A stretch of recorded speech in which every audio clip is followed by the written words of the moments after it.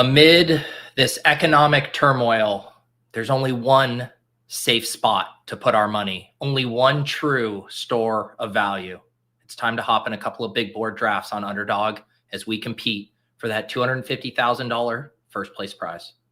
It really isn't that hard, guys. You just go top two, win it, win it. Okay, I think we can be done here at running back. You only have 3 running backs. This roster is littered with game theory, arbitrage, exploits, and theoretic reasoning. Bro, light mode, my eyes, dude. I don't know, I prefer that move more in a time box contest. Bro, have you ever scrolled so far down that there's no more names, bro? Don't do drugs, kids. Draft and drive instead. You can't have it both ways, dude. Quid pro quo. All right, GM. We are off to the races in a big board draft. How are we doing here this morning? GMs flowing. What is up? Chunk the Deuce, my grader. Steph Miller is here. Mr. What is up, dude? TCD. How are we doing? Chris, we got Matthew. Welcome to the YouTube memberships. BShed85, becoming a YouTube member. Had a fun conversation with Thor Nystrom from Fantasy Life on Friday night on After Dark. Those are the weekly premium shows I do for YouTube members. And I've been having a bit of a draft-focused theme over the past few weeks. Matthew Friedman and Thor Nystrom, both from Fantasy Life, both deep in the weeds, doing mock drafts, prospect analysis. A few weeks back, we had Daniel Raz, who is well steeped in the NFL draft betting markets. So if you guys want to become a YouTube member, get access to those extra shows, you can join our guy B-Shed here in doing so. I got the 112 today. I believe this is my 16th big board draft. And yeah, only 3 more best ball breakfasts. Man, that is a mouthful. Until the NFL draft. We got this week, next week, and then the following week on Monday. And then the draft is that Thursday, the 24th. We can check in on how this contest fill rate is going. We're at 80% right now. So certainly on a good pace to fill. I think when I did this on Wednesday last week, we were at 75%. So a pretty good clip here. This is definitely going to fill before April 24th. Look like lock is at 6 p.m. there. What is up, Jake, Trevoli, AZ Cards, Chad, Burgundy Bets, not even letting me get my first sip of coffee before coming in hot with a question about the Bengals drafting a running back. Let's talk about that when we get to kind of the Chase Brown ADP range here. We'll ease into this morning. GMs. Andrew's stoked about Masters Week. I believe we're going to be doing some Masters content on the Swolecast tomorrow. The uncertainty in my voice is more just a product of how we operate around there, where nothing is ever for certain. But I believe we might be doing a Calcutta Masters draft. So if you're interested in Masters content, that'll be your place. Don crushed UFL this weekend. Congrats. That sounds very fun. Yes, playoff rondo, best store value is the big board in this economy. Favorite area of the board to draft? I think I like this back end range. Maybe like pick 8 or 9. Like the fact that you can get Puka or Nico and then Brock Bowers, combos like that seem very nice. Jeanty Bowers. Why do I keep saying Jeanty? I think I keep messing that up. Jeanty in Bowers is, I'm pretty sure, a fairly stock 1-2 turn or chalk 1-2 turn, but I just can't help myself. I'm doing so few of these drafts relative to people maxing the contest that I'm gonna go ahead and just get my guys here. Jeanty at pick 12, Brock Bowers at the 1-2 turn. If you want some Brock Bowers hype, go listen to Ship Chasing from last week. Ben Gretsch returned, and myself, Gretsch, and Pat got ourselves very excited talking about Brock Bowers there. So we're going to start Jeanty and Brock Bowers because that seems like a fun way to start our morning. Nick says, Pete, you've got your glow back. Glad you're feeling better. Yes, I also just got out of the sauna before the show. I woke up very cold, so I decided let's get a little toasty here before the show. So that's probably helping. But yes, Now I have a full week under my belt of feeling much better. So yes, I appreciate that. What's up, CLN? Good morning, Christian, Benny, Steve. We throw in a Masters DFS dart this week, Pete. I probably should. I feel like every year I generally will build a couple lineups in there as well. I know Underdog has some contests that I need to get some action in. Hoping my guys at the Badge Bros put some Masters content together this week so I can tail.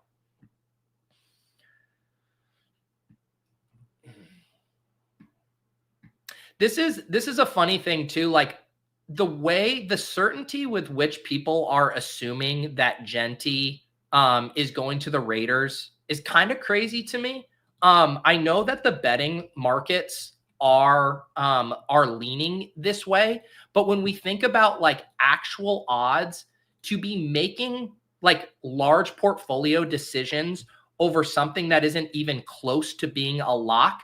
I mean, even I think what I saw the implied probability, it was at like -130 Jeanty to the Raiders. So that's an implied probability of roughly higher than 50%. And people are out here making like sweeping portfolio decisions because of a 50% chance.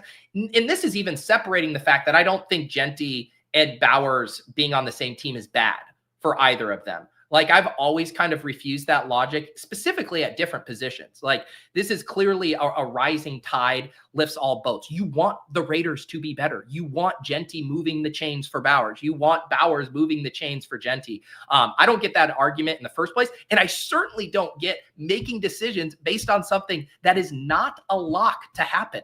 Not a lock. Like if you were to give me the field, if anyone wants to take the Raiders for Jeanty and gives me the field, I will bet whatever you want on that. I get every other team. You get the Raiders. We can make a bet on where Jeanty goes. So I don't mind doing a little galaxy braining with these locations and stuff for landing spots. But I think it's a fool's errand to make decisions with any kind of confidence over and over again. Like that's the only way the NFL draft can play out. And I know you're probably just joking about the Raiders comment, but I've seen that analysis floated around, and I can't think of anything more wrong for how to approach these things. Yeah, the Breece Hall stuff is really starting to heat up. I think we first had the Glenn quotes last week, and now even more looking like Breece Hall could potentially be a trade candidate, which would be interesting. Let's see here. We are about to pick at the 3-4 turn. We started with Jeanty and Brock Bowers. Breece Hall is now falling in drafts. I'm not going to take Breece Hall here. I want to kind of see where he's going in these rooms now after this news. Let's see here. The Rashee Rice stuff has been trending really well. I do think I need to grab a couple of wide receivers here with just the fact that I started with a running back and a tight end.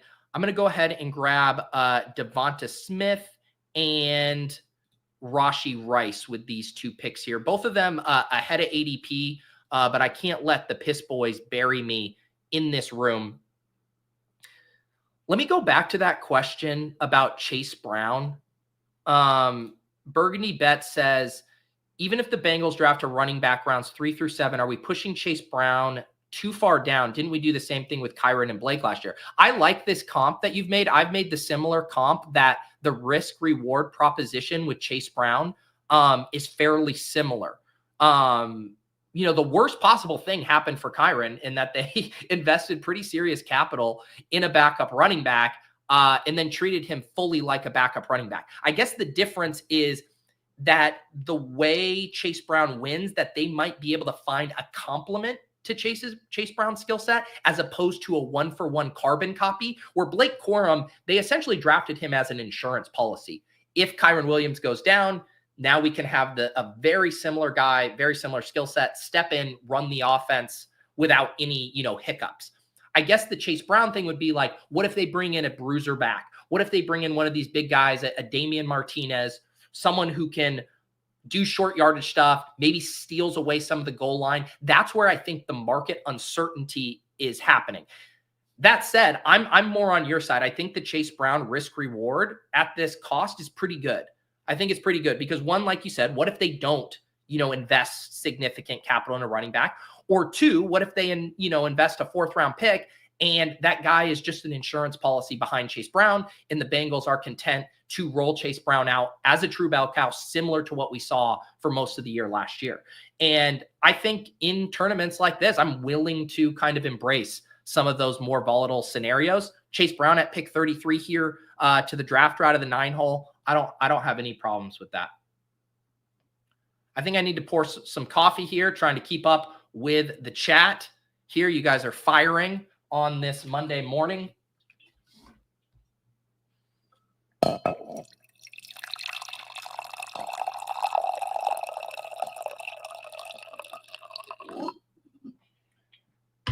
Yeah, so Nick saying here, it's Rashee Rice, pack your bag season. Yeah, things continue to break well for Rashee Rice, both on the injury front, where all of the Twitter docs are saying that his rehab is ahead of schedule and he should be fine.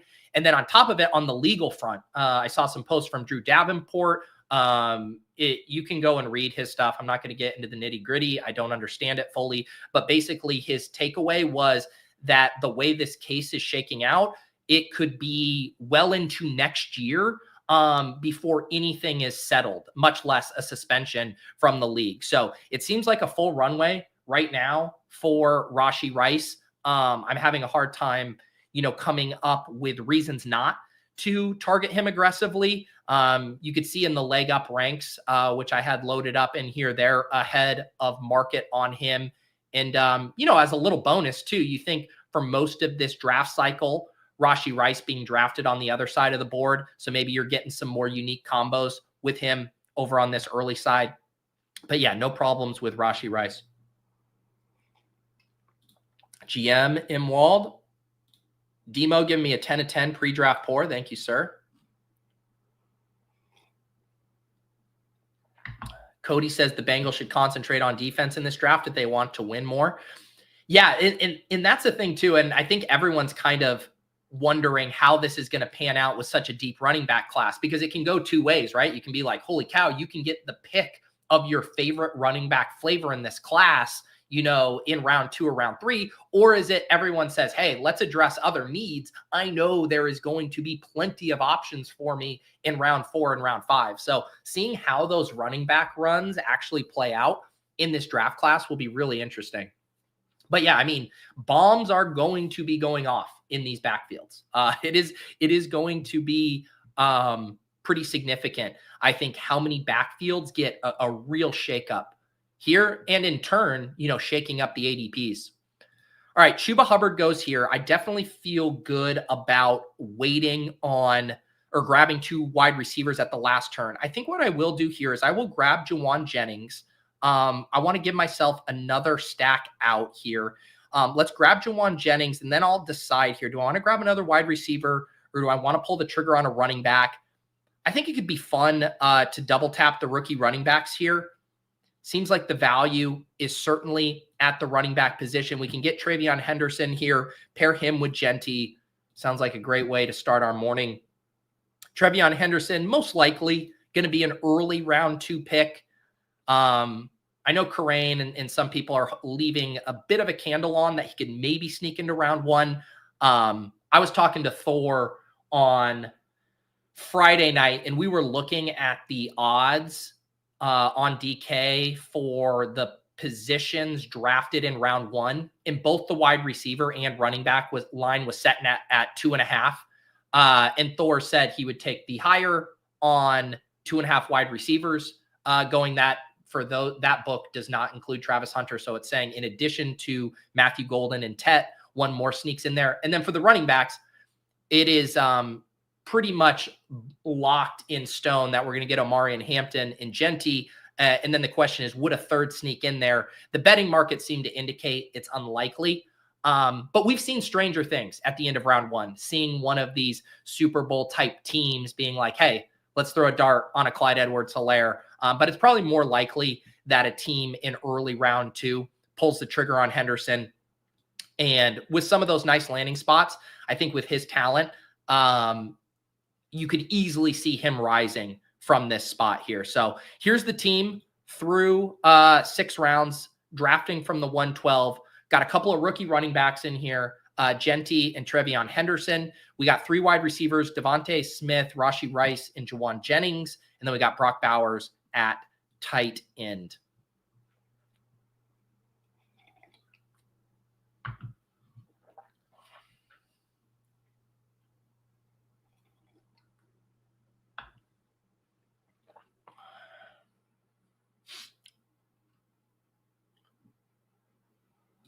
Matthew in the chat, has Steph marked me tardy yet? She is checking to see if you have a doctor's note. Matt, hope you had a good trip in DC. Saw your photo there. Some cherry blossoms. Did you run a race? I think I saw that you run a race. You went to a UFL game. Sounded like a lovely time in DC.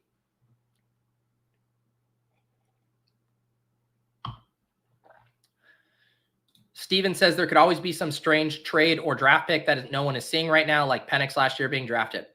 100%. That's what's so fun about, this stuff. You could go back and you can look at any mock draft year after year. The amount of surprises we will get will boggle the mind. A mock draft is essentially trying to say, what is the most logical thing that could happen? What's the Occam's razor, the most simplest explanation for how things could go down. But that is not how the NFL works. And especially with how flat the prospect tier is. You listen to most of the evaluators talk, after pick 4, after Hunter and Abdul Carter off the board, a lot of these guys are saying this is an extremely flat range of talent from 5 to 20, which means we could see all kinds of crazy stuff happen. Something that feels like a perceived reach isn't necessarily a reach if a team has all of these guys rated similarly on their big board. So yes, I am ready for the chaos. And I think it's an awesome year to set us up for chaos with a flat wide receiver tier, with a deep running back class, with so many teams having QB needs, with a bad quarterback class. I think we could see all kinds of funky stuff. The latest, people are talking about, could Jalen Milroe sneak in to round 1, which would obviously be a surprise based on how people are evaluating him. All right, we are about to pick at the 7-8 turn here. We got some rookie running backs still on the board with Caleb Johnson. I get sniped on Patrick Mahomes. Makes sense, though. Goes to the Xavier Worthy drafter. I'm going to definitely take Josh Downs here. Need to get another wide receiver. Content to get Downs here. And you know what? Did someone, man, I cannot get Travis Hunter anymore. I was going to be like, okay, I'll grab Travis Hunter at 85. He went at 81. Goodness. Let's go ahead and do, I think we're just going to, are we going to reach on quarterback here? No, let's stay patient. Let's have a theme. Let's have a theme. It's the rookie running back theme here. We're going to grab Caleb Johnson. I was thinking about reaching on quarterback because I could certainly get boxed out there. But this might be a team where we just have to set up some backdoor stacks and we'll see what comes back around to us in the next. But yeah, we just drafted our 3rd rookie running back. CLN says we need an adult in that room. We'll get there. But right now, the kids are out joyriding and I forgot to take their keys. Ashton Jeanty, TreVeyon Henderson, Caleb Johnson at running back, the babies holding it down. 4 wide receivers, Davante Smith, Rashee Rice, Jauan Jennings, and Josh Downs, and then Brock Bowers at tight end.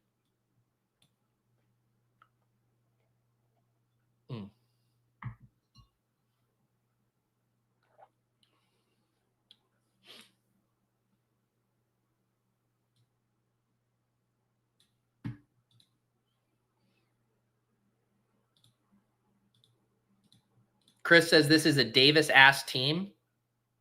That's like the worst insult you can give a person, calling it a Davis-ass team. That hurts. That hurts. See, this is better. This is better. Hella fun running back room. See, I can't win with you guys. If I draft all veterans, if I draft olds, the boo birds come out. Boo! Draft someone fun. Boo! Look at this eliminator ass team. This dusty ass team. And then if I draft rookies, it's a Davis ass team. Get out of here. Get out of here.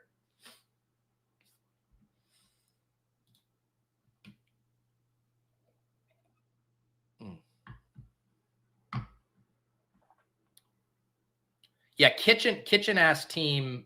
The thing is we're so early into 2025 and Kitchen's favorite player isn't even getting drafted anymore. So I don't even know what a kitchen ass team looks like in 2025.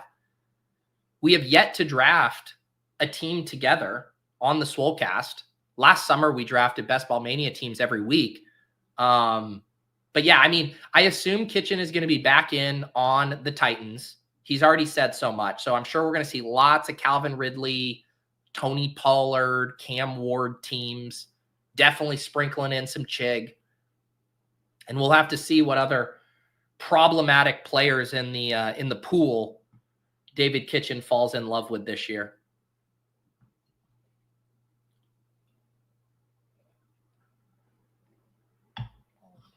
Steph-ass team. That's what I'm going for. I'm trying to draft a Steph-ass team so I can get a good grade around here.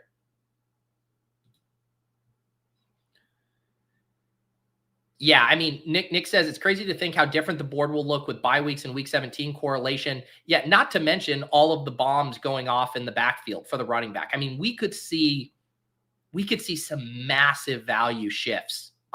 Players, rookies jumping up 30 to 40 picks, veterans dropping 30 to 40 picks. I mean, there could be some crazy stuff going down post-draft. And then, like you said, we'll get the then a few weeks later, we'll get the bye weeks in the schedule, and we can start to see how that will transform the draft board as well.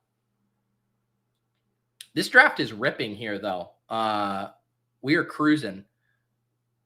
We're about to pick at the 9-10 turn. No quarterbacks yet. We got our 3 rookie running backs, and we have our 4 wide receivers. Josh Downs, Juwan Jennings, Rashee Rice, and Davante Smith.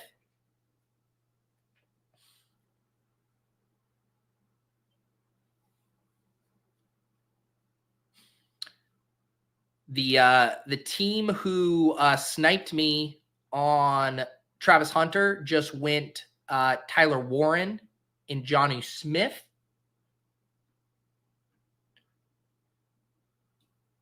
Jalen McMillan goes at 106. Man, he continues to fall a good bit. I really like that price on Jalen McMillan there at 106. All right. I feel very good because I almost pulled the trigger on Brock Purdy in that past round when I took Caleb Johnson instead. And I said, let me go ahead and just get a quarterback here. So let's grab Brock Purdy to stack up with Juwan Jennings. And now I need to think through what I want to do here. I could set up a backdoor stack. I don't have a ton of stacking. We could also pair. Why don't we do Michael Pittman? I do think there is a strong correlation between Downs and Pittman succeeding, with the common variable being there's above, or not even above average, let's say average quarterback play, however we end up getting that. So I will double down on the Colts wide receivers.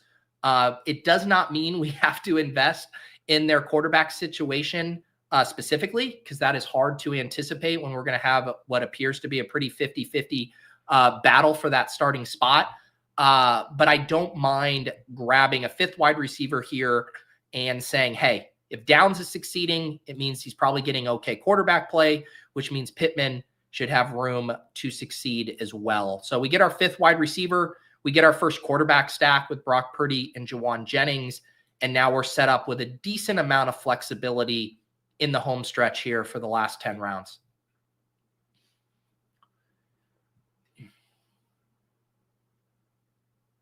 Yeah, Burgundy talking about stacking push-up last year. Smitty was a 3-4 turn guy brought up to the 2-3, only to pair with CD for week 17. Yeah, it's sometimes hard to untangle the exact dynamics of that. You know, there's a chicken or the egg element to some of that stuff with the player moving on up, but that correlation stuff certainly impacts things. Nick likes the Purdy stack. Yeah, I have a lot of Purdy skinny stacks. I feel like I don't have a ton of the double stacks. It would be nice to have some more of like, I would love like a Jawan Kittle Purdy in there. Would probably have to be a little more intentional about that, just because it doesn't necessarily line up. I guess maybe from the middle part of the board, as far as where Kittle goes. Where did Kittle go in this draft? Yeah, he went at 52. And Jennings generally on the other side. I guess you would maybe need to get a big Kittle fall or a reach. You would maybe have to take Kittle end of round 4 and then take Jennings coming back at the beginning of round 5.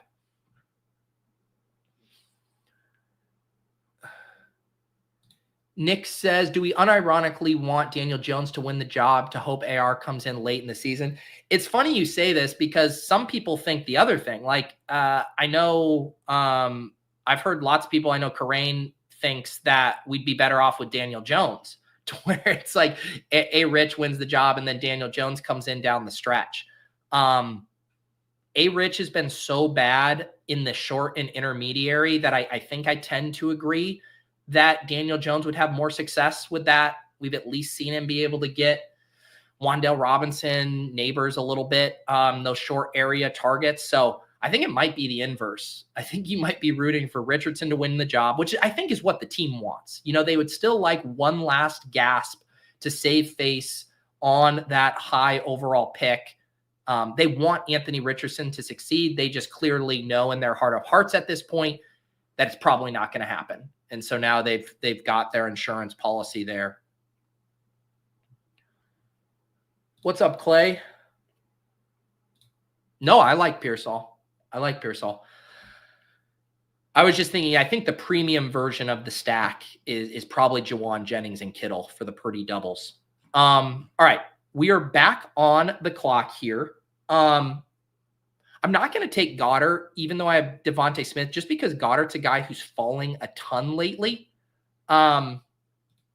Let's look at these quarterback situations here. Geno Smith is still kicking around down there. Let's go ahead and grab Jaden Higgins. Let's get a little rookie upside here at wide receiver. We got the rookie running backs, have kind of a veteran wide receiver room. So that gets us up to 6 wide receivers. And I'm now trying to think, do I want to set up any backdoor stacks? Atlanta, there's not much to set up. Atlanta, Miami, I think we might be able to sit a little bit and wait until this next turn. I don't mind Tucker Kraft here. It's a bummer that Jordan Love still isn't on the board.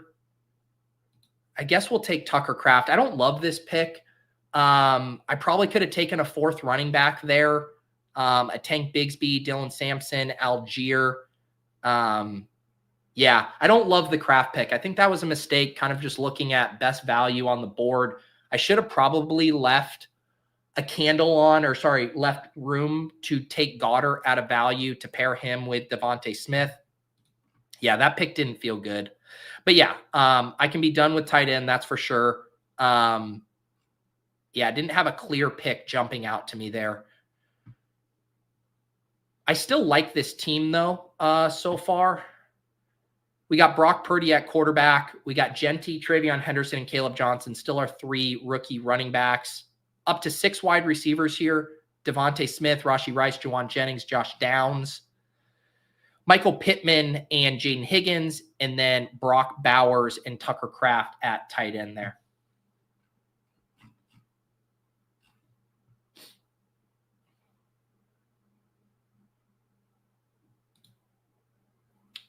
Tyler enjoying the newish hat. Thank you. Yeah, I got a few new hats. Had to load up here for the spring.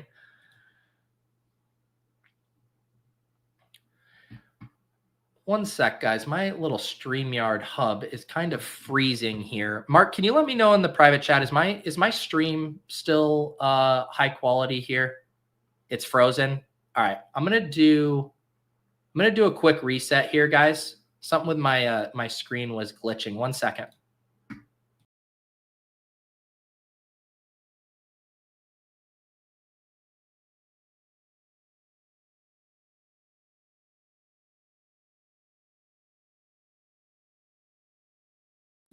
All right. Sorry about that. I think I have too many tabs open. We're back now. We are back. What is up, Frankie? Welcome to becoming a YouTube member. I mentioned the premium shows at the top that you get access with your membership. Also, gated channel in the Discord. I'll tip you guys off when I'm hopping in drafts. You log into the Deposit Kingdom Discord. I got a link down below. And then in the FAQ, there are instructions on how to sync your membership. And you can sync that and then get access to that channel. Can I do a DK draft? No, unfortunately, no. I barely have time to draft as many underdog drafts as I'd like. And Underdog pays me to draft exclusively on Underdog. So yes, I don't know. I think Karain might have done a DK draft. If you're looking for DK draft, you can go check some stuff out over on Legendary Upside. I know he has ranks and his tool, the Sidekick, works on DK. But yeah. Crutches wants a biggest board. Yeah, we could maybe do that for the second draft. Well, let's see. I want to get maybe bigger board. I have one more bigger board to do. We can maybe do a bigger board for the next one.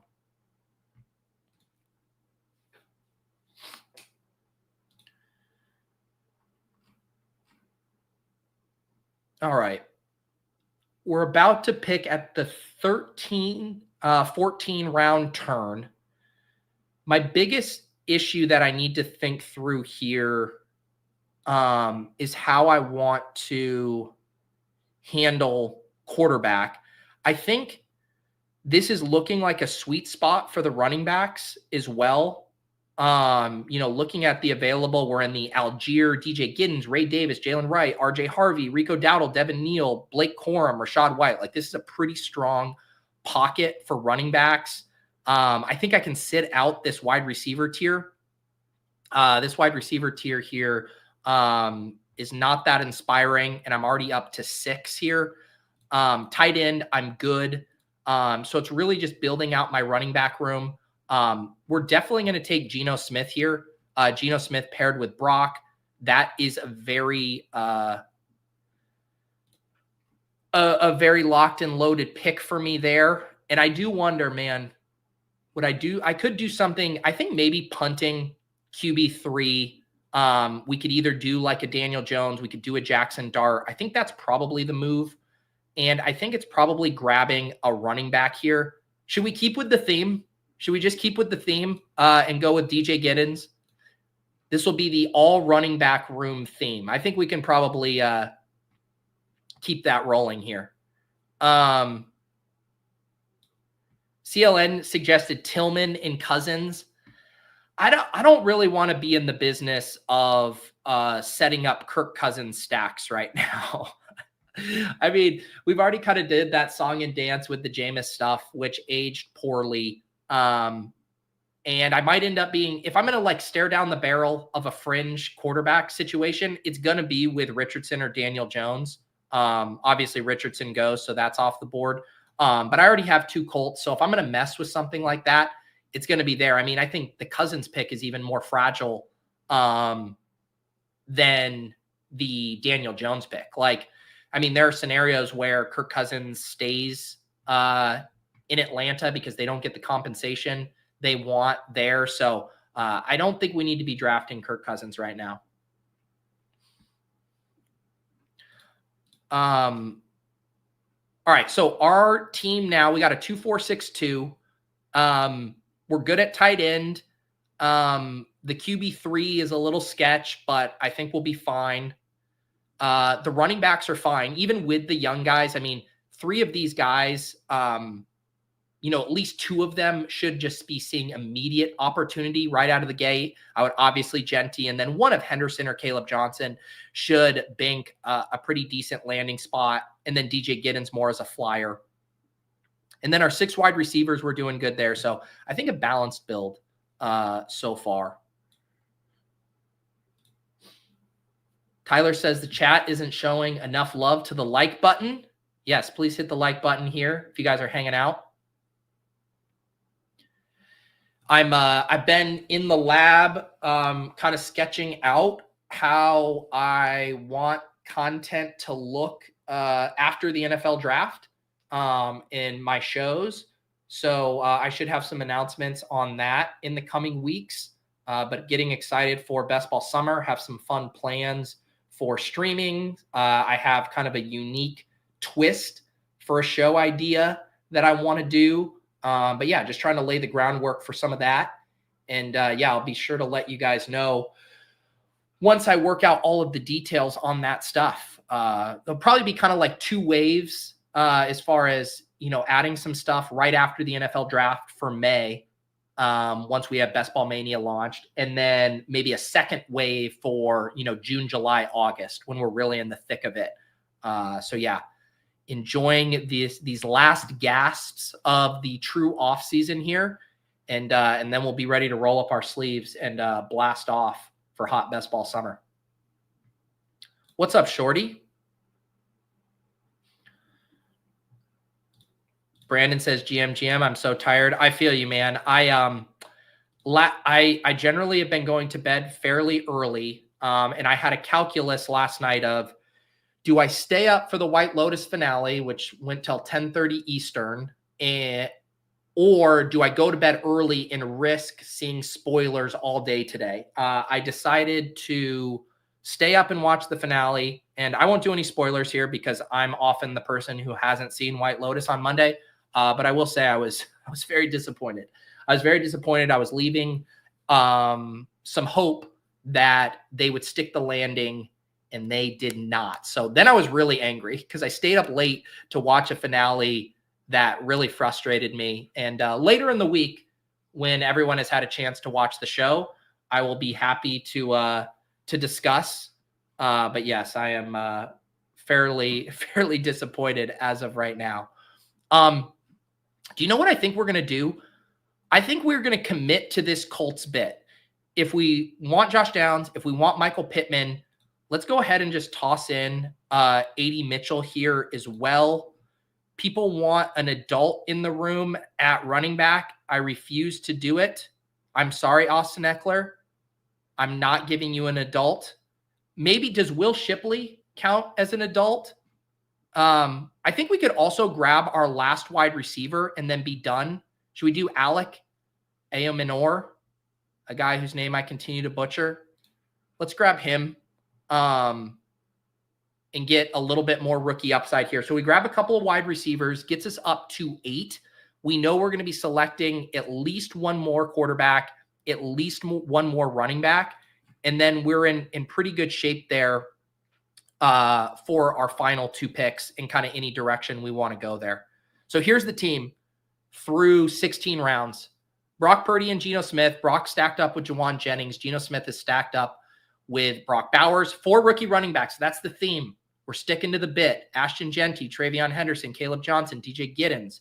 Up to 8 wide receivers. Davante Smith, Rashee Rice, Juwan Jennings, Josh Downs, Michael Pittman Jr., Jaden Higgins, AD Mitchell, Alec Ayominor.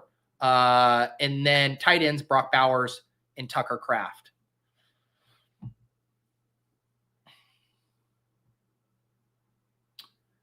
Steve says, I think what attracted me to your channel last summer in my first year were the drafts you did with a guest, and y'all had like 4 or 5 goals to reach in the draft. Yes, those videos were on the Deposit Kingdom channel, and I'll definitely be bringing those back this year as well. Those were produced and edited videos where I would do a draft, record the whole thing, but then we distilled it down to the most important moments, the most interesting moments. And people really enjoyed that format. So yes, that will definitely be back on the Deposit Kingdom channel, but I'll also be getting some guests back on this channel as well for drafts. I've basically just been lazy with booking guests this off season. I have to book guests for After Dark, and I have to prepare myself for the summer where I'm booking guests constantly for shows. So saving all of my asks to be guests on shows for the summer. But yes, you will be seeing plenty of faces that are not mine on this channel, on the Deposit Kingdom channel, very shortly.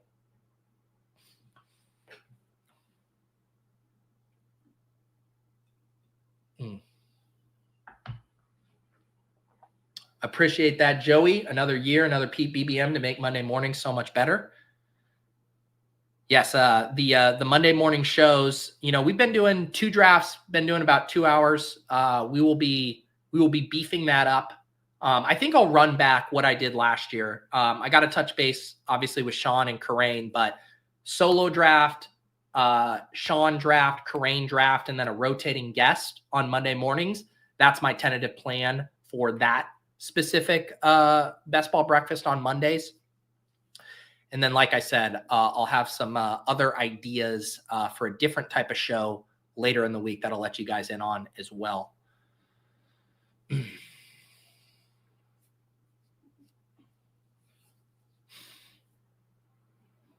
Are tariffs a factor this year? A factor in what? In Best Ball ADP? In the player pool? In people having liquidity? That's what everyone's saying. Best Ball, the greatest store of value we have.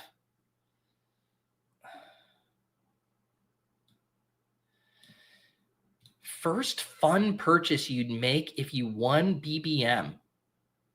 Honestly, I don't know if it's like a good answer or not. But I would go on. I would want to go on like a month or 2 month long like vacation. I think what I would do is I'd be like, all right, Lauren, can you get out of work? April's still so young that she's not in school. And I'd be like, let's just rent an Airbnb in Costa Rica or in Hawaii and just go for 2 to 3 months and just chill on the beach, like basically live somewhere that would normally be a vacation destination and just live there for 2 to 3 months. I think that's what would be one of the first things I would push for if I had a couple extra million sitting in the bank account. All right, we're back on the clock here. You know what? I'm gonna add an adult to the room. I'm gonna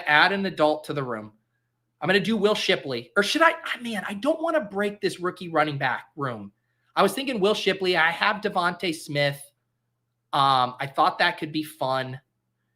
All right, I'm going to do something real quick here. I might do a 4 quarterback room. We know how popular that is among some portion of the best ball community. I took Jackson Dart with this first pick here. I'm so tempted to keep this all rookie running back room going. I don't think I've selected Jarquez Hunter. I almost always take Will Shipley here. Let's go ahead and take Jarquez Hunter. I'm committing to the bit. This is what I do. Even though I think Will Shipley would have been a nice add. 1, I select him a lot. And 2, I want to keep this rookie running back room going. I did just upload or refresh the new draft caddy here. I need to see what I need to do to get it working here because it's now displaying combo ownership. So you can see my first 4 picks, and I'm not sure why it's not showing the players I have paired with them the most.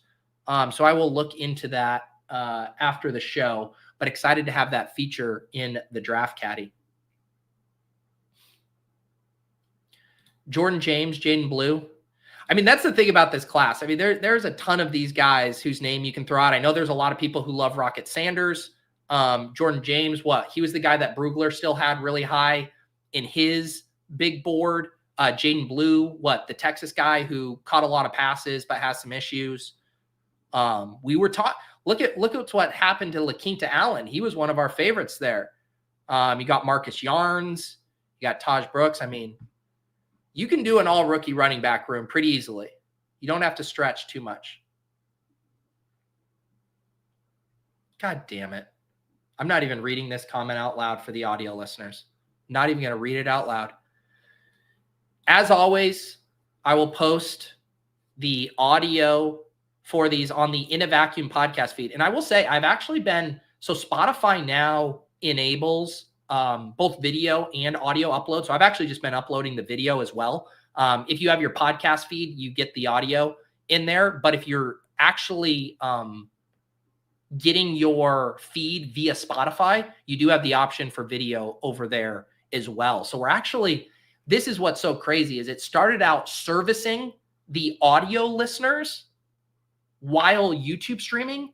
And now we're also servicing the video watchers on the audio platform. Everybody's getting serviced every which way. It's like two brothers on White Lotus with how much everyone is getting serviced around here.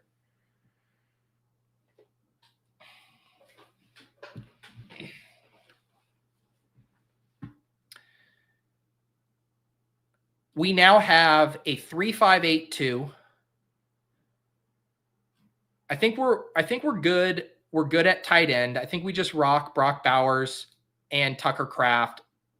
I certainly don't mind taking the Mason Taylor, Harold Fannin, Arroyo third dart, but I don't think we really need to do it on this team.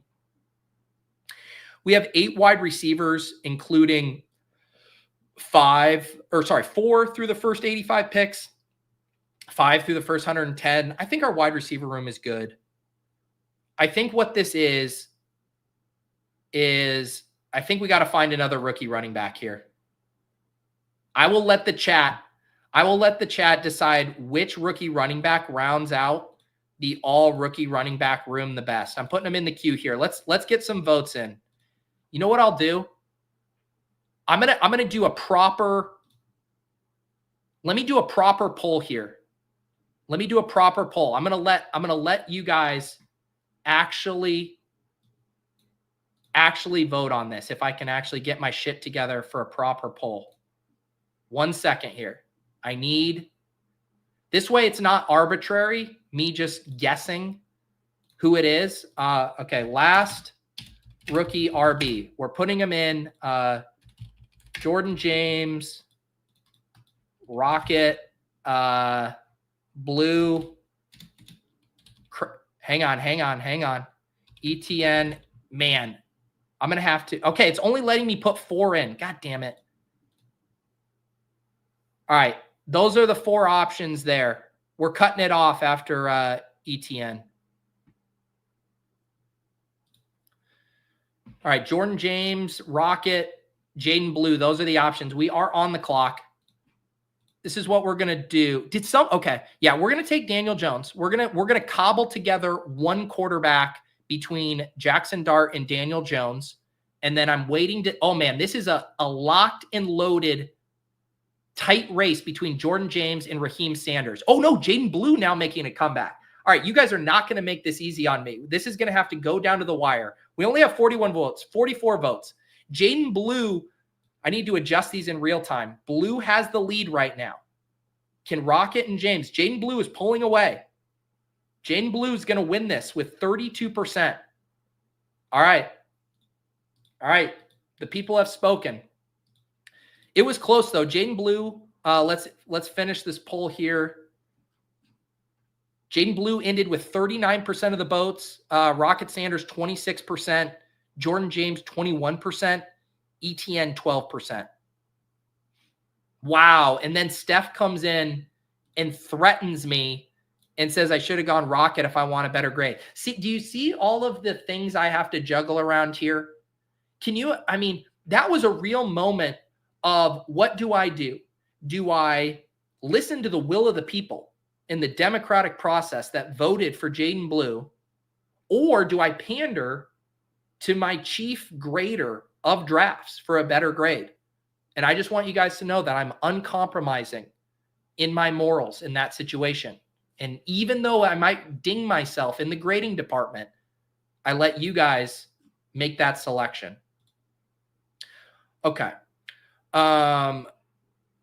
Brady says, is ETN going to Nepo his way in, or is he actually good? I just did the rankings for the vote based on ADP. I think there's a decent amount of issues with Trevor Etienne as a prospect, but he does catch some passes. But it mostly seems Nepo fueled. It mostly seems Nepo fueled. All right, here's the team. 4682. Shout out to the 4QB crew. Brock Purdy, Geno Smith, Jackson Dart, Daniel Jones. Six running backs. Ashton Jeanty, TreVeyon Henderson, Caleb Johnson, DJ Giddens, Jarquez Hunter, Jaden Blue. 8 wide receivers, Davante Smith, Rashee Rice, Jawan Jennings, Josh Downs, Michael Pittman Jr., Jaden Higgins, A.D. Mitchell, Alec Iomenor, and then 2 tight ends, Brock Bowers and Tucker Kraft. This is a wild team. This is a wild team. There are a lot of thematic elements to it. You could call this the 4QB team. You could call this the all-rookie running back team. You could call this the team where Peter onslaughted the Colts passing game.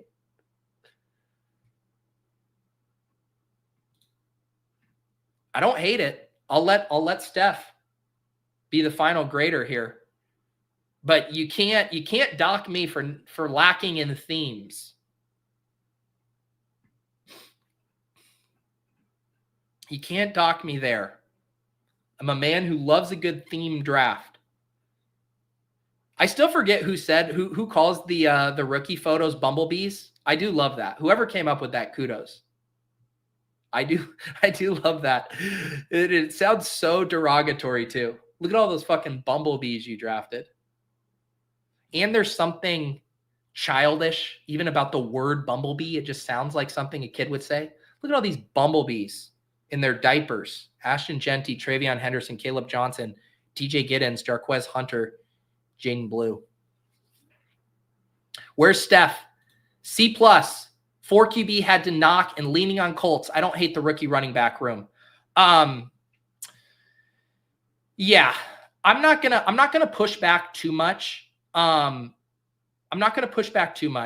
think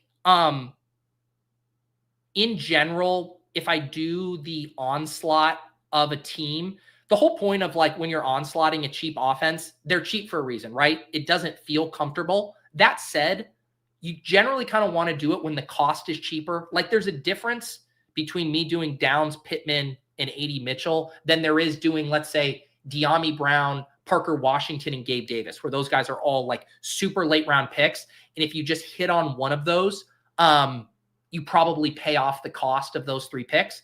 Obviously, there's a higher opportunity cost to some of these Colts picks. You know, Downs at 84, Pittman at 109. That said, I still think one of the easiest things you can do to draft better big board teams is to honestly what feels like over-correlating, where there is so much chaos that happens. And in 20 rounds, the one thing we can do to reduce the number of things we have right is make a directionally accurate bet on an undervalued offense. So I'm happy to quibble about the prices and what you need from Downs and Pittman, et cetera, to work here. But in general, if you're taking 3 to 4 players from an undervalued offense, I think that is not only good or okay, but actually a dominant strategy in these big board drafts. And you can go back and look at previous teams as well.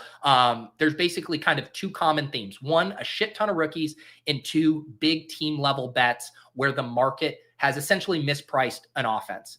And it is really easy to sit here in April and look at any of these backdoor stacks. How are the Panthers going to get home? You know, how are, the Colts going to get home? But year after year, we see these offenses impress. But I'm with you. Of all of them, when I look at backdoor stacks, I wrote up an article on Fantasy Life. The Colts didn't crack my top 5 there as well. So yes, I get the criticisms on the Colts for sure. And yeah, we could have done another wide receiver or tight end instead of Jackson Dart, but I actually thought it was close as far as going with a 4th QB. But yeah, 3rd tight end could have made sense. 9th wide receiver. I think it was close there on the fringes. All right, let's I want to do a bigger board. I have one more of these left. We did one of these last week. We need 9 people. If you weren't able to get in the first draft and you're ready to pony up, we can do a bigger board here. This is my last one. This is the 5 max $100 tournament.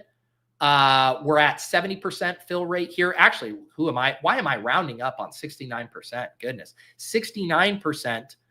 This contest has 2,208 entries and still a really nice flat payout structure here. 30K, 20K, 15K, 10K. So come draft my final big board, or bigger board, I should say, draft here.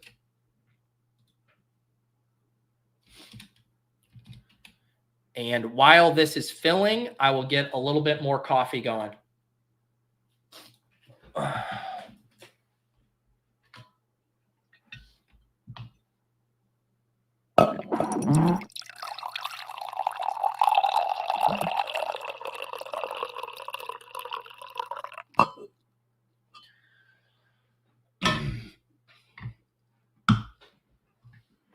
Little Miss Brady says, I'm in. Come on, chat. Let's go throw a chip in. Love the energy from Little Miss Brady trying to get this bigger board draft filled. We need one more. One more, and then we can tango. All right. Imwald says, let's see some golf best ball content out of you. Honestly, sounds fun. This week, though, on Off and On the Clock, we are doing, we're covering the dance. Wanted to circle back to that for NBA playoff best ball because we have a special guest lined up. Not only did this guest win the dance last year, but he also happened to win the World Series of Poker a few years back. One of them was for millions of dollars. One of them was just for tens of thousands of dollars. Both equally important wins for Scott Bloomstein, who will be joining us on Off and On the Clock. But I'm with you. I know nothing about golf. But I would love to do a show or consume a show with some golf content there. So I don't know. Maybe we can squeeze it in. Maybe we'll double dip a bit, and I'll touch base with the Badge Bros and see what they have planned as far as golf content here.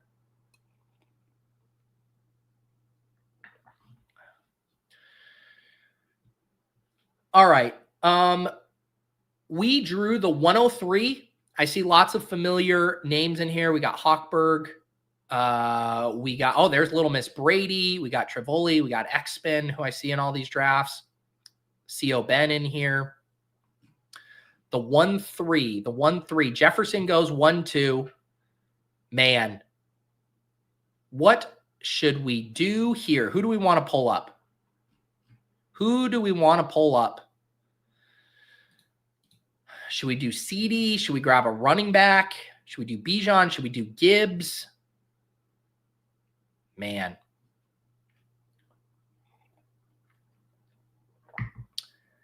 The guy I keep gravitating to, let's do, actually we auto-timed out Barkley. I was running it so deep down that I just let it take Barkley. So there you go. I think this is my 3rd Barkley share. I was going to put Lamb in at the last second. But, man, I thought I was going to get Jefferson at 3, and then it went. Left you Bijan. You were going to be left with a running back for sure.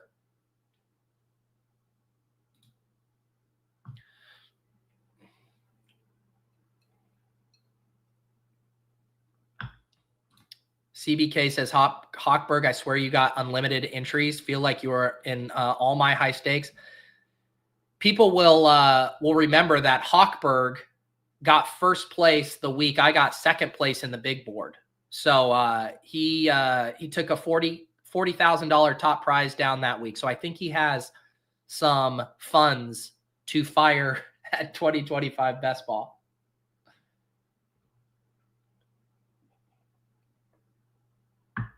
Chris wants some ducks. We can do some ducks. We can do some ducks. Man, you guys at the end of ship chasing on Thursday, we were talking about Harold Fannin Jr. and Karain was referencing that one of the criticisms of him is that he's duck-footed. Highly recommend checking out the end of the show. We were having a lot of fun with the Harold Fannin Jr. I think we have to get a clip made But I now am trying to think of a crossover. I need something with feeding the ducks in Best Ball Breakfast, Harold Fannin Jr. being duck-footed. Need to make it happen somehow.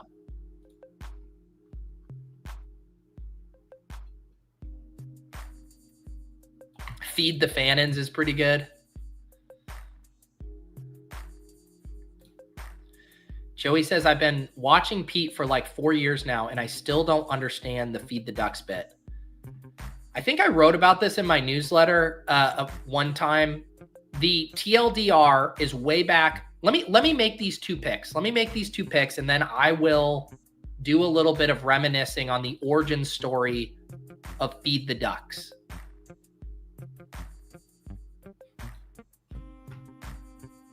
All right. You know who I haven't selected a lot is Tyreek Hill. Let's go ahead and take Tyreek Hill here. We'll start Barkley and Hill. And I'll just be very uncomfortable. That's just how it goes. That's how it goes. McBride went one pick before me. Ben knew that there was no chance he was coming back, which is fine. I'm okay with it. I'll live.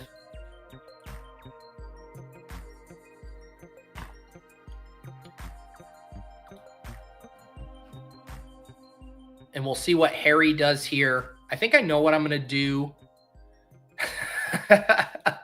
Leonidas draft. I'm going to pull Davante Adams up here. Yeah, we're going to embrace the Dusty Leonidas team. We start Barkley, Tyreek Hill, Davante Adams. This team would be so good 3 years ago. Actually, that doesn't really work when you have Barkley, because you need Barkley's last year, and then you need Tyreek Hill 2 years ago, and I guess Davante Adams basically every year. All right, the Feed the Ducks origin story for Joey. So the very first morning shows that I ever did on this channel were my GPP lineup reviews. And I would do those. Sometimes they weren't in the morning. Early on, I would even pre-record them right after the slate finished on Sunday evenings. But basically what would happen is I would be getting on in the morning after a Sunday main slate. My lineups would be dusted, completely awful. I would have lost money, missed out on min cashing in the SPY.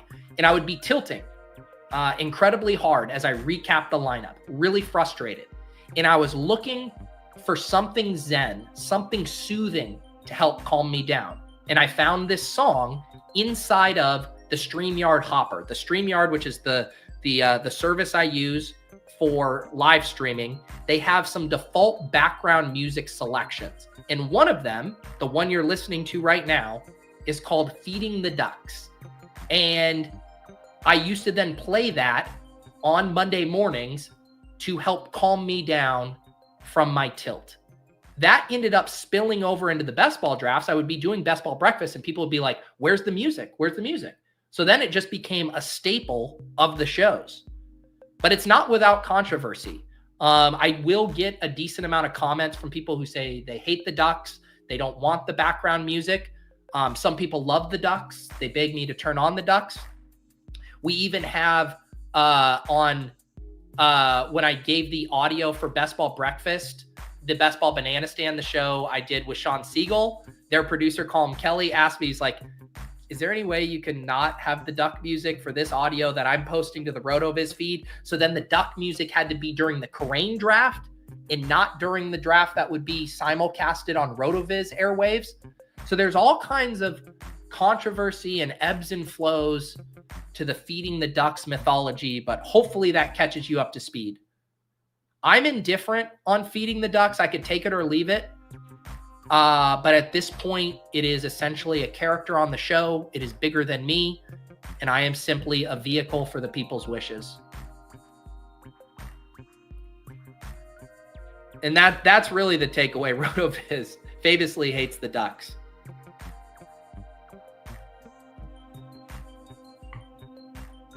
Yeah, man, I had to bend the knee. to Big RotoViz. You know what? I could have put up a fight. You know, I could have said, you know what? The Ducks are what this show is all about. I could have dug my heels in, but I'm a guy who likes to pick my battles. And I let a lot of little battles slip, go by, you know?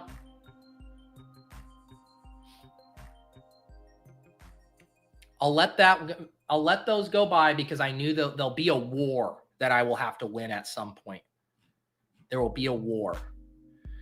All right, let's see here. I'm going to grab George Kittle, and then I'm going to see what comes back to me. I'm going to reach on George Kittle, get my my elite tight end here. If Jalen Hurts comes around to me, that could be interesting. Paired with Barkley, I'll have options for running backs and wide receivers. We'll just see how this shakes out.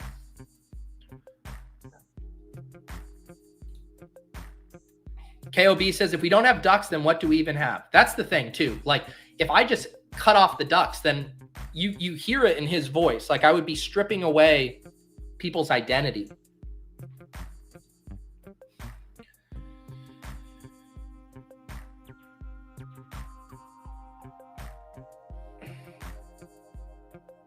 No, we're not tilting the Barkley timeout. I basically just said, let me flip a coin on what I want to do in round one. Okay, Jalen Hurts does come back. Let's go ahead and do this. We'll take Jalen Hurts. We have Barkley. We'll go Barkley and Hurts here. We'll play the ping pong theory. 1 week, Barkley scores all the touchdowns. Then the next week, Jalen Hurts scores all the touchdowns. And then you show up into the finals with a low-owned Barkley team. Yeah, Willis says, if we get rid of the Ducks, what I'm going to do with all my BBB Duck merch? Yeah, can you imagine walking around with outdated Duck merch and people being like, you're still wearing that? He doesn't even play the Ducks anymore. Yeesh.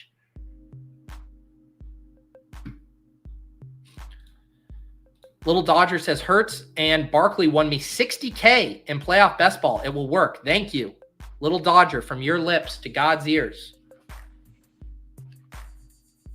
Nick loves his best ball breakfast tank. Yeah, that's one of my, I need to, if you guys ever have suggestions for some merch stuff, it's been a while since I've gotten a new design in there. I have one that I want to do. I need to get that request in. But yeah, with summer around the corner, I think we need some fresh designs. Oh, I was wondering about this of where Breece Hall's ADP had been settling. Bull in a China Shop says someone just got Breece at 47. He went at 36 in this draft, so not a big discount there. But I do think it's worth letting Breece go right now and just seeing how cheap you can get him. Omarion Hampton, who we put on the cover, he went at 44 in this draft. Seems like nice value there. I do fully expect Omarion Hampton to jump James Cook. And definitely like Breece Hall, probably Kyron as well after the NFL draft.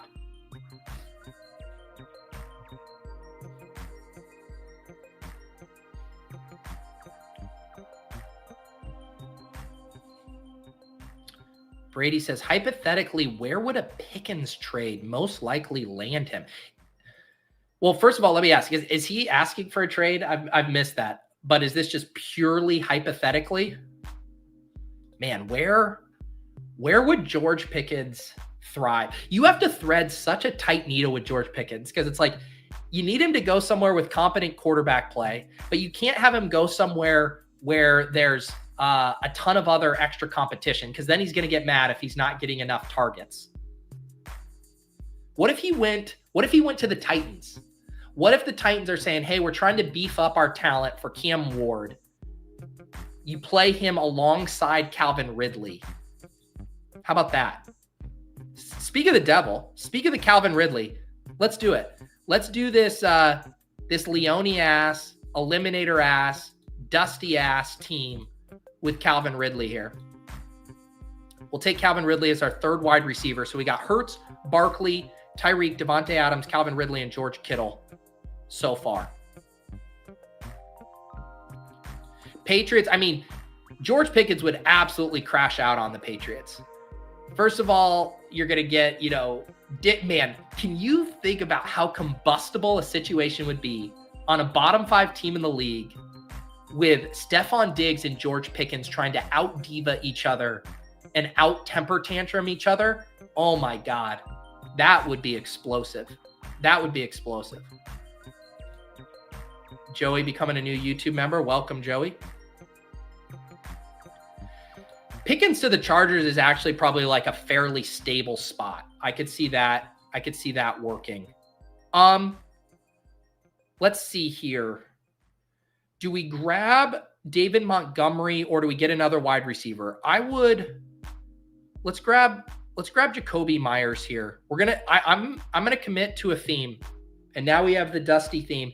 I thought about Montgomery there, but it is really hard when you do these drafts to start to look at the 2v2 pockets with just how much rookie depth there is and how much the wide receiver talent really evaporates, that I do find myself wanting to break a tie in favor of getting that extra wide receiver here, especially in a draft where we have Barkley as our anchor at the top. And I know I'm just going to have plenty of opportunities to continue to get some running backs that I like here, basically throughout the rest of the draft.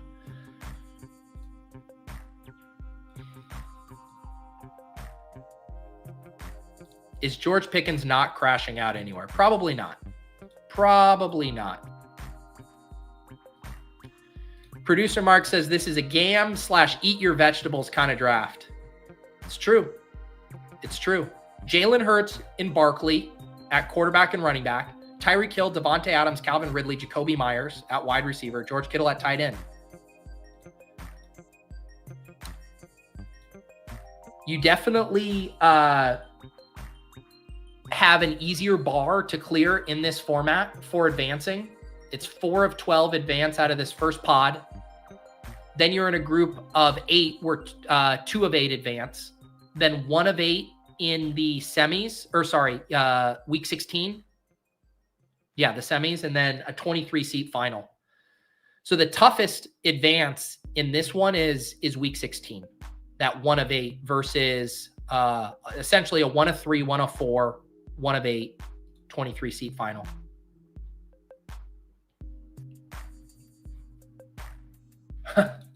WFN says the BB community has already traded away Pickens for the Steelers and somehow moved Cousins to Cleveland.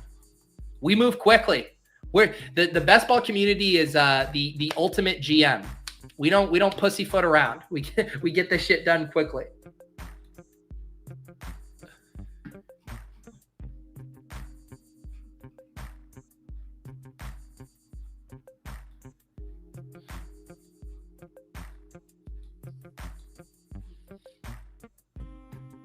Loot says Pickens either gets traded or doesn't play. I can't see him playing without an extension.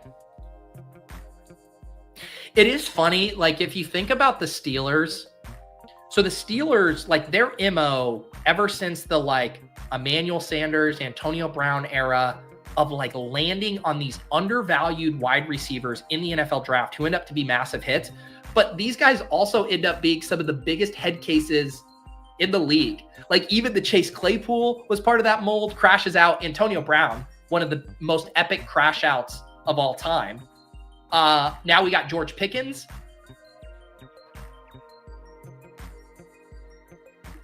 They're just the best at finding really talented wide receivers who also have an incredibly high propensity for crashing out. Let's grab Tony Pollard here. We need a second running back. We drafted Calvin Ridley. This will put Cam Ward firmly on the radar for this team. We'll grab Tony Pollard here as our second running back. Deontay? Yeah, there's Deontay too. Holy shit. Martavis Bryant? Have the Steelers ever drafted a normal wide receiver? That is the question. I guess you got Hines Ward. Do you got to go all the way back to Hines Ward for a successful normal wide receiver? Santonio Holmes. Yeah, that's probably how far you got to go back. Brady says they're like the Chiefs with wide receivers minus the felony charges. Yeah, Steelers wide receivers just end up like really prolific on social media.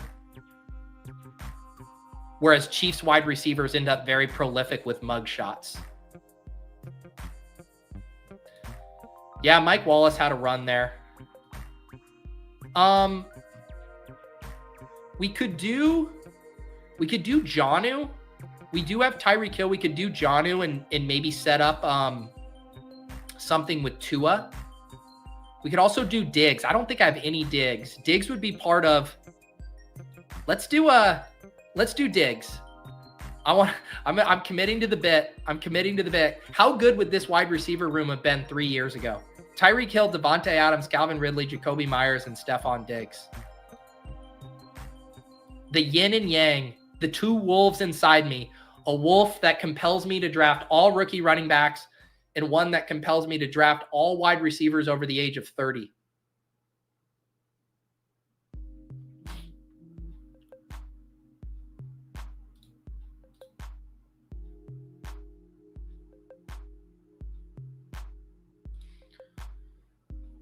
That's what I like to hear, Chris. The range of these two drafts is impressive. I took the allegations of a Davis Maddox draft to so much heart that I said I will draft a team so unique to just me. And by unique to me, I mean a Michael Leone-ass draft. I miss Leone. I haven't done a show with Leone in a while, I feel like.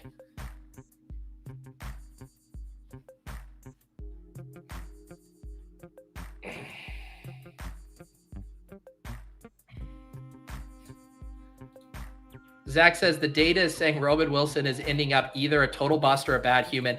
In my head, I was like, it would be way more fitting. Could we just swap Roman Wilson and Jermaine Burton? You know, same conference, same rookie year. Because Jermaine Burton is part of this Steelers wide receiver archetype that we're deconstructing here would be absolutely perfect. Although Jermaine Burton would have actually had to have gotten on the field and flashed for a little bit. I guess Burton did have that one game he scored a touchdown, right?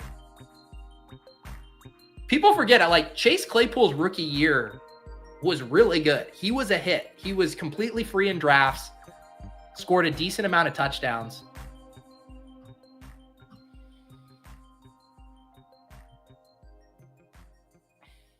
Burton is a Chief archetype. Yeah, Chase Claypool rookie year was a beast. All right, here's the team. We got Hurts at quarterback. We got our two running backs, Barkley and Pollard. Wide receiver, Tyreek Hill, Davante Adams, Calvin Ridley, Jakobi Meyers, Stefon Diggs, and George Kittle. Is there a player under 25 on this roster? Honest question. Is there a player under 25? How old is Jalen Hurts? Can someone tell me the youngest player on this team? Hurts is 26. How old is Tony Pollard? Tony Pollard is 27. Is Jalen Hurts the youngest player on this team? How old is Jakobi Meyers? Jakobi Meyers is 28 years old.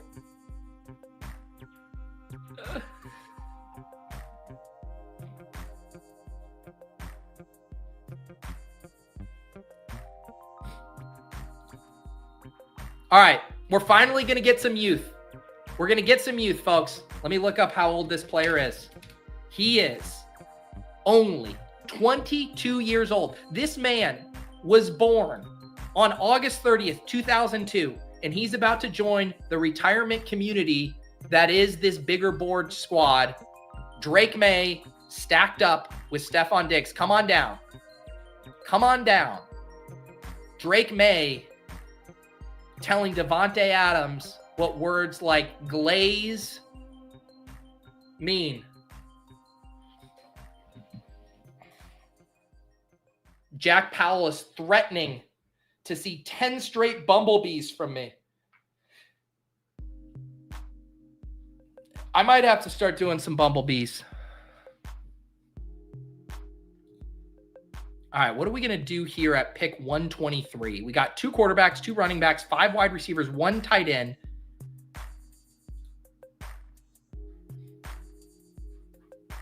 We don't need to do anything at quarterback.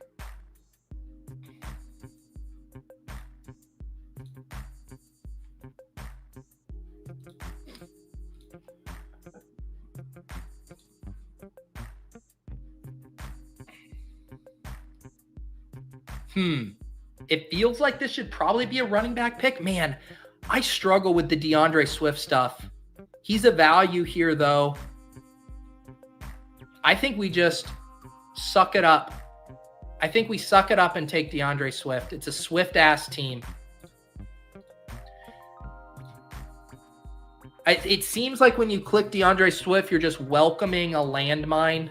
You're just welcoming a bomb to go off. But there are the scenarios where they miss out on Jeanty, they miss out on Amari and Hampton, they don't take a running back at the top of the second. I don't know. I can barely tell myself that story. It was a DeAndre Swift-ass pick for a DeAndre Swift-ass team.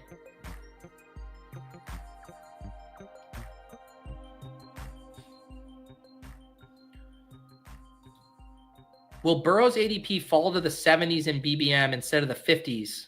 Will Strimmer say it's too high, or will the Slappy still do it for the Chase T stack?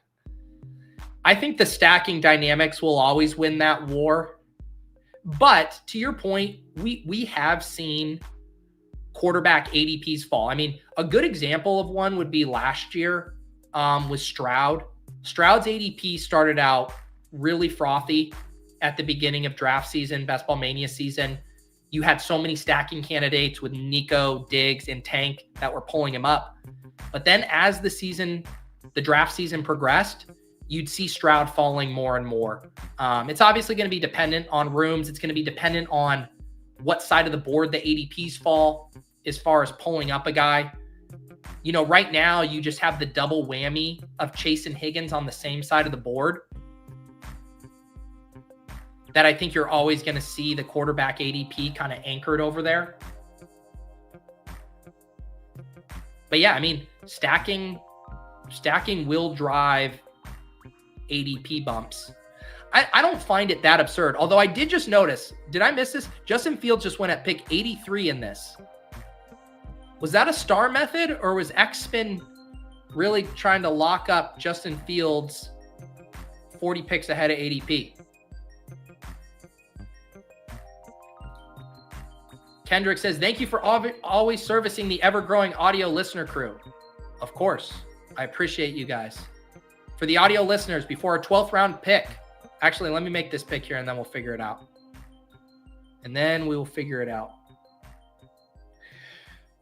There's a couple interesting decision points here. We could do Tua with Tyreek and shut it down at quarterback. We could do Dallas Goedert to get a stacking partner with Hurts and Barkley, but Goddard's also been falling in drafts. We could get a 4th running back here. Yeah, this is kind of an interesting spot. I think what I'll do is I'll grab a running back here and then see what the room gives me back at 147. And I think I'm going to take Tuten. He slides here a little bit. ADP of 134. We're at pick 141. Not a big deal. But I owe the people a Bumblebee. Let's get Tuten here at pick 142. Get a little upside juice in this running back room. And then we'll see as far as Tua, Goddard, what we want to do at 147. I think Tua is probably a pass, right? We already have Hurts and Maye. We still have outs for Cam Ward, for Geno Smith as stacking candidates. I don't really think I need to do Tua here. I think we see, this is the thing though. You know, Nick says skip Goddard and draft Henry later. You can make that same argument there. I think though, I've made a big bet on whenever I take Hurts, I would like some correlation there. Of course, the argument is what if Goddard gets traded? I think at this point, the most likely thing is he doesn't. Let's go ahead and take Goddard, because even if he does get traded, I don't think I'm going to mind the value of Goddard at pick 147. So we're up to 2-4-5-2. We got Hurts with Barkley and Goddard. We got Maye with Stefon Diggs, and then we can kick the can on QB3, and we don't even necessarily have to do it. I do feel good about not forcing Tua there.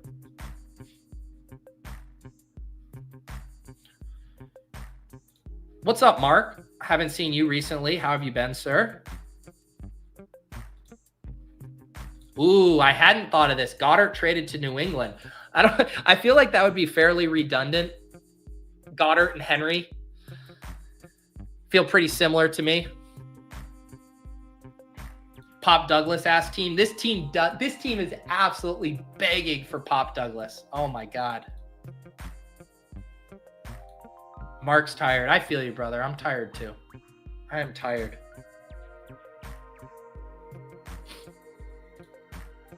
It's okay, Lutz. Paul's just kidding. Paul is a ball knower. Paul is just having fun. Everybody's on edge. It's like, Goddard to the Patriots? What the fuck? Let me go to the salary cap. There's no way. Everybody relax. Just having fun. We're talking hypotheticals. We're talking really narrow hypotheticals that would help this one specific team that I drafted.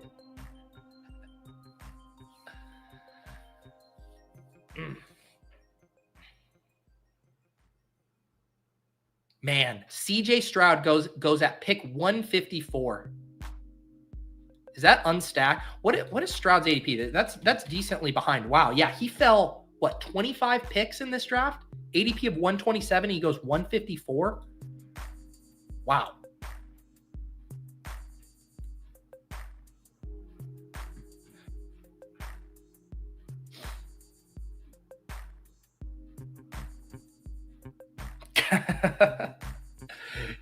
Goddard to the Titans. I think we take Cam Ward here.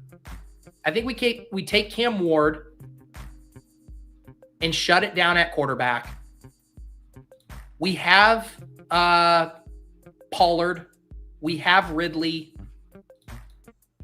It feels nice to just draft a really good quarterback room after drafting one that featured Jackson Dart and Daniel Jones last draft. We're now clearly done at quarterback. We are done most likely at tight end. And now we can focus on running backs and wide receivers.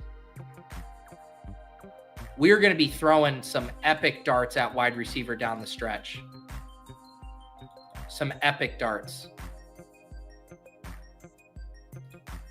Chat going wild for the median projection of this team. People forget different advance rate. Different advance rate. Does this team need Isaiah Bond? Is that what this team needs? 3 QBs is egregious. Al 1977777 says. Hey, guess what, Al? 5 7s is egregious in this username. Let's take Jalen Wright. We will grab Jalen Wright along with Tyreek Hill, get a little teammate correlations there. And then we are going to be getting darts, and we are going to be throwing them at wide receivers.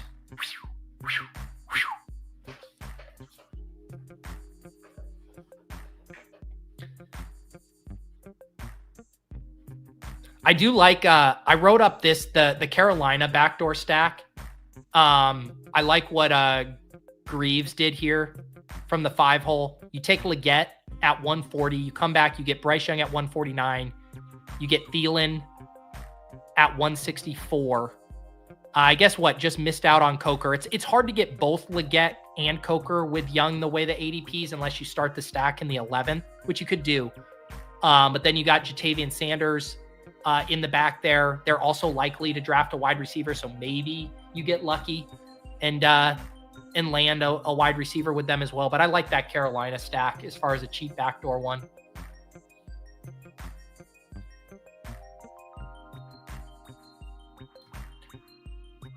No lying in the chat.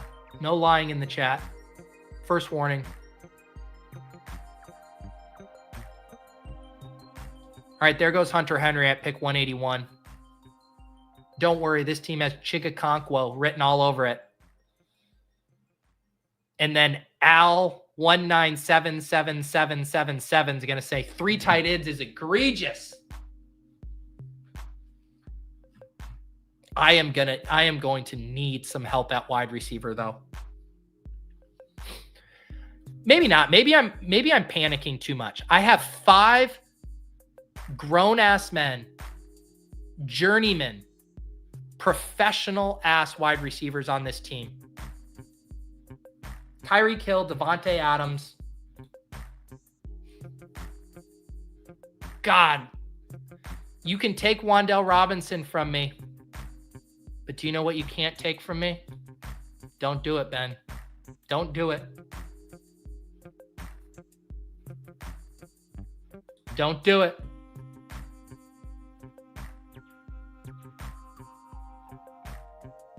Where is it? Okay, thank you. I've never wanted to add DeMario Douglas to a team so bad. Let me see the DeMario Douglas team comments in the chat. This team had DeMario Douglas written all over it.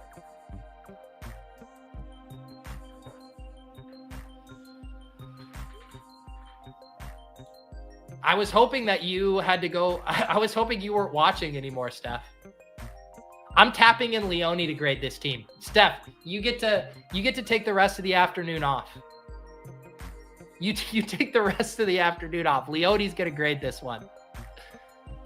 God, I should take Geno Smith stacked up with Jakobi Meyers as my 4th QB to get Al 197777777 really worked up.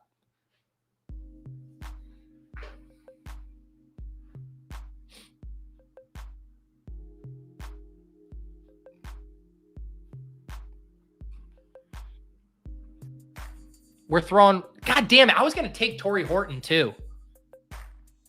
I am not taking DeAndre Hopkins. We need just anything resembling some upside here. Should we do Michael Wilson?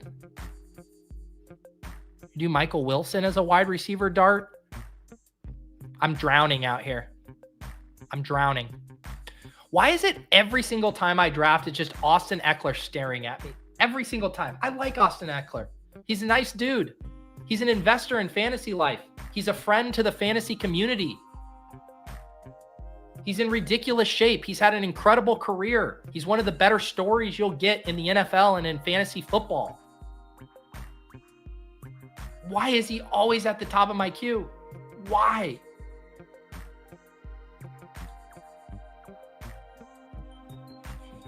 Oh, I'm taking Chig. Dibs, if you're watching this draft and you're in the draft room, dibs on Chig right here. Dibs.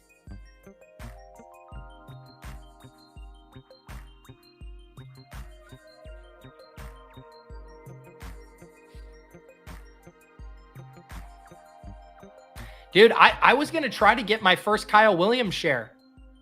The Kyle Williams slappies, man, I'm going to have to get aggressive. I'm going to have to force Kyle Williams. Do you see what X-Spin is doing here? This X-Spin, see, this is why my strategy in this draft of trying to get all the rookie wide receivers late is not working, because X-Spin over here started his draft. Jeanty, Bowers, Josh Jacobs, Chase Brown, Sam Laporta, Kenneth Walker, and then instead of getting his first wide receiver in the 7th round, takes Justin Fields 50 picks ahead of ADP, then comes back and says, nah, I don't need wide receivers. I'm good. And takes Tyrone Tracy. And I tell you what, if there is one constant in life, it is death, taxes in the robust RB drafter selecting Michael Pittman Jr. as their wide receiver 1. Every single goddamn time. Is there a bigger port in a storm for a robust RB drafter than Michael fucking Pittman? And then he went on a run of rookie wide receivers. Alec, Jack Besh, Kyle Williams. This guy is vacuuming up all of the wide receiver darts. I'm supposed to be the one throwing darts on all these guys.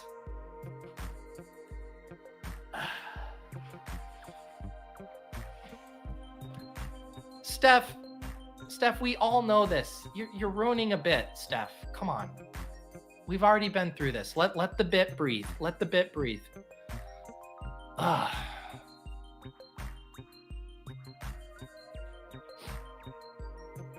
3572.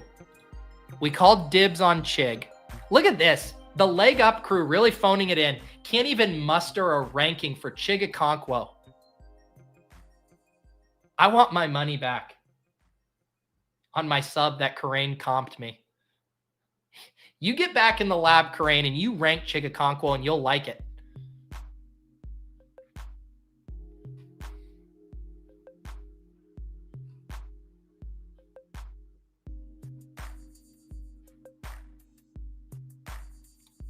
Let me see. I got an idea. Oh, do I not have it in here?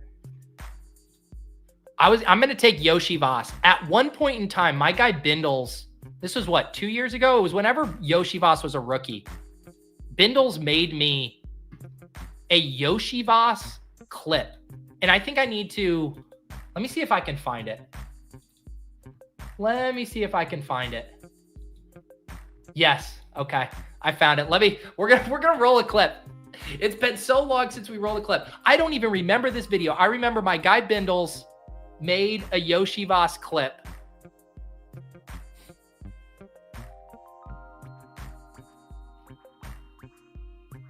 We have 2 more picks to make.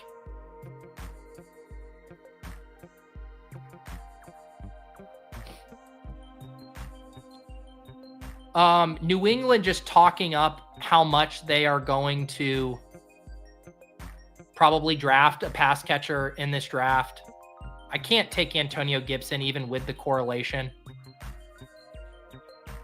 We passed on Jordan James last time. We did Hunter. Let's give the James people a bone here.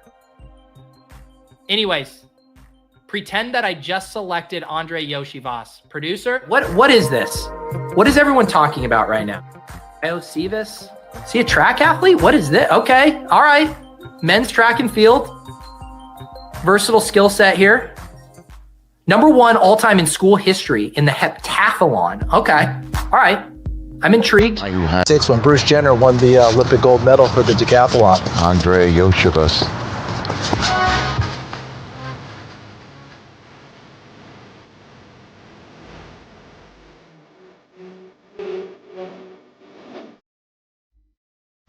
Bet you didn't think you were getting an Andrei Iosivas clip. Bet you didn't think you were getting an Andrei Iosivas clip this morning. Shout out to Bindles for that clip.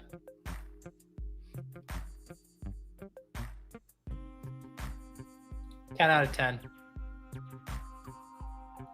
Sometimes it's about the clips we made along the way. Only one actual highlight is hilarious. The highlight, the best is out. He's running his 40 time, and Bruce Jenner is getting referenced. Love that the highlight is one generic post route. That's a quintessential clip. It's a nod to the Sky Moore clip where you go, "Sky's up," and there was no skying up to be had. Can't believe Pete isn't a fan of the Butte. Who says I'm not, Willis? Who says I'm not? Maybe I'm playing the ADP game with the New England wide receivers. Joey B still on the Yoshi train. Yoshi's definitely one of those guys he's good. He's good at football. What kind of role he's going to have is always up to be questioned. But I think he could still be on the field. 3 wide receiver sets. Some nice contingent upside if something happened to Chase or Higgins.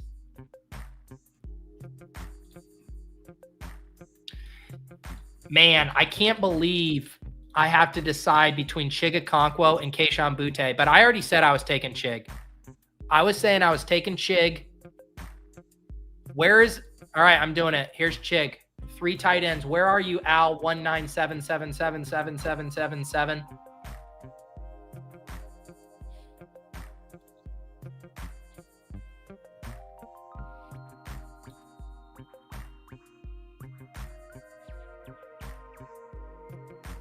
All right, man, we ripped on this draft too. Is this about what, 40 minutes? Bigger board drafters not messing around.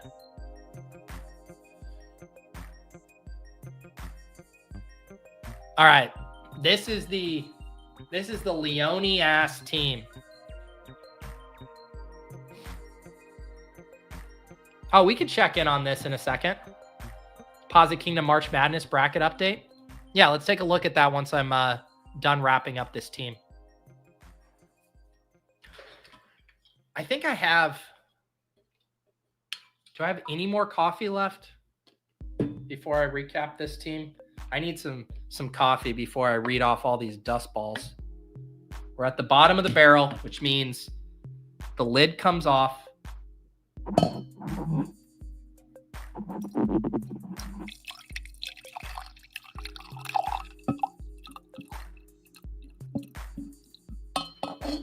What a sad final pour. Okay, here's the team. 3-6-8-3. An egregious 3-quarterback room. Jalen Hurts, Drake Maye, and Cam Ward.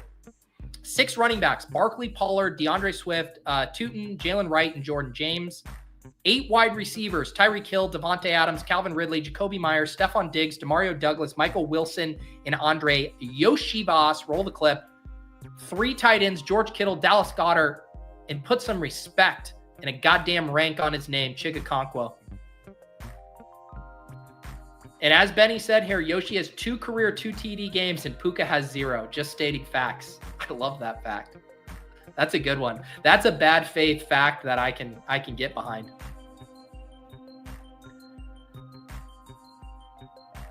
Steph, you didn't even let the ink dry on this team before you came with a C. Hurts with Barkley and Goddard. Drake Maye with DeMario Douglas and Diggs. Cam Ward with Pollard, Ridley, and Chig. We got Tyreek with Jalen Wright. This is a nicely correlated team.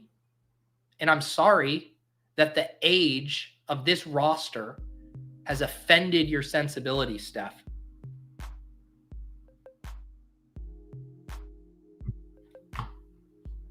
Oh, yeah, Michael Wilson, a 2 TD game as well. See, that's all I do. I draft guys that score touchdowns. I don't know if you heard, but Underdog is 0.5 PPR, which makes it more touchdown heavy.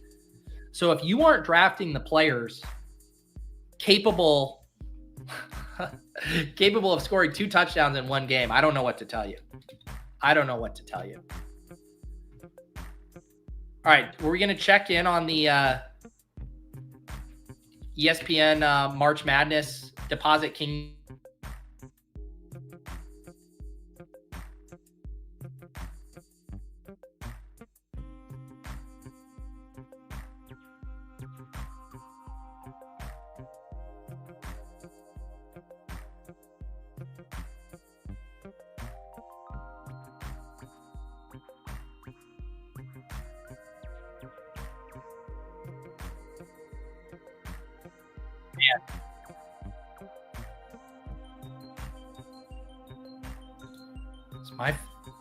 My computer's struggling this morning. There I am. Goodness. Why can't my computer handle basic tasks this morning? Just trying to load up a bracket. My entire computer crashes, or browser. All right, what am I trying to do here? Pulling up the tournament challenge. If I can get this pulled up.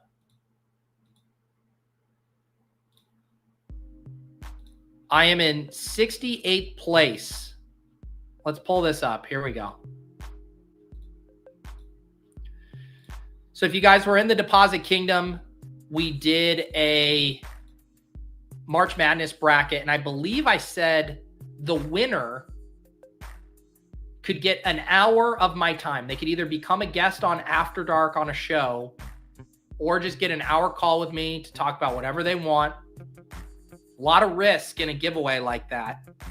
It would appear that right now we have in first place Adam Lehman, one of the Lehman brothers, has a Houston championship in first place. So looks like he would take it down if Houston wins. And then Ryan Horodisky has Florida in second place. So Ryan would take it down if Florida wins. There you go.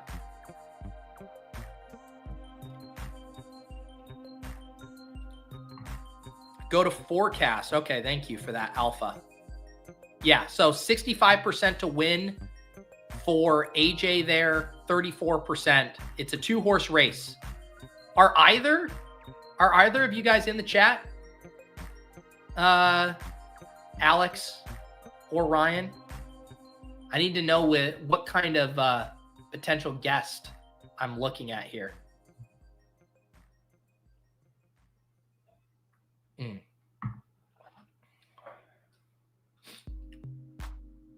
Steph, if you're critiquing my lineup based on the targets per route run of my 18th round wide receiver, then I need to ask you to come up for air. I need you to zoom out, Steph. I need you to back away from the Mona Lisa and appreciate the artwork.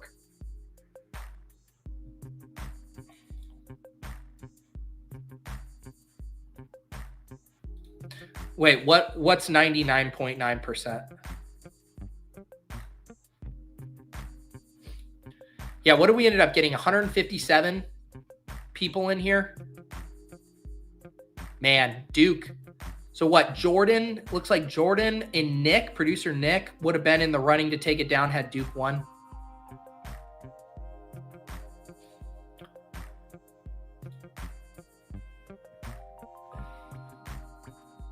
The overall bracket picks are in the 99th percentile. Sorry, I'm missing where we're seeing this 99th percentile thing. Anyways, happy March Madness. A sport where all of the games are played so late that I have to wake up and see what the final score was in the newspaper. Oh, this guy has a 99.9 percentile bracket. I gotcha.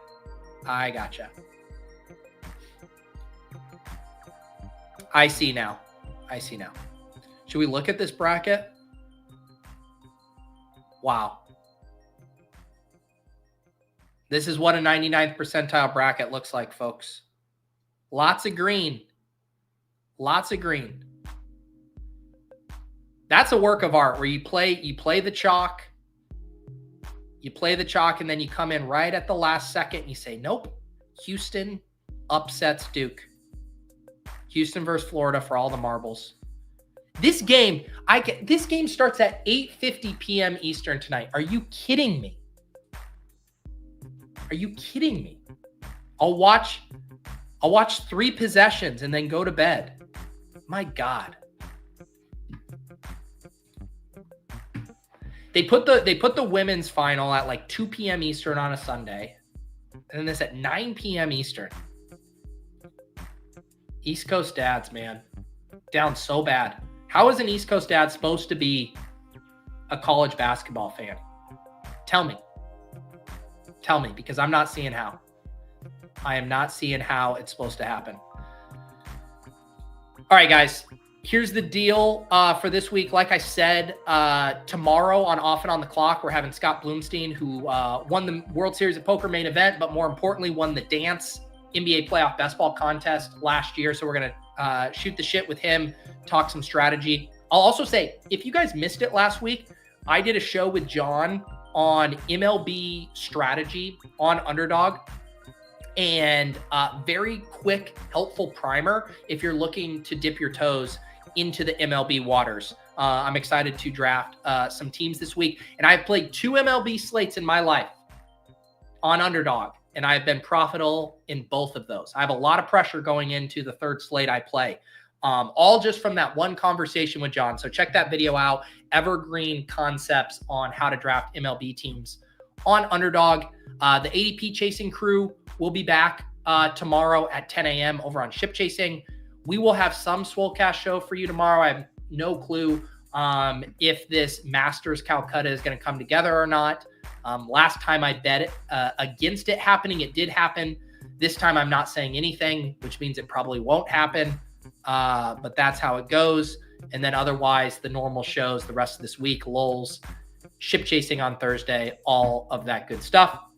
Everybody have a great rest of your week. We'll see you guys back here next Monday for what will be the penultimate pre-NFL draft Best Ball Breakfast. Only 2 more Best Ball Breakfasts after today. We'll see you guys next time. I'm Pete. Peace.